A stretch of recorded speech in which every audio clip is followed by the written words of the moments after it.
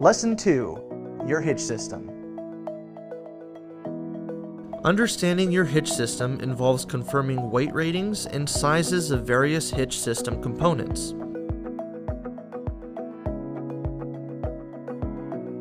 Each hitch system component is labeled with a weight rating, and the diameter is stamped on a hitch ball and on the trailer coupler. In general, diameter sizes should be the same.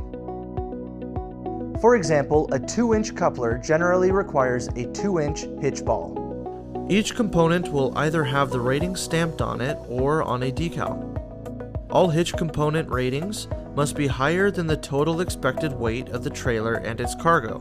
For example, if the intended weight of your cargo is 1,000 pounds and your empty trailer weighs 2,000 pounds, the lowest rated component in your hitch system must exceed 3,000 pounds.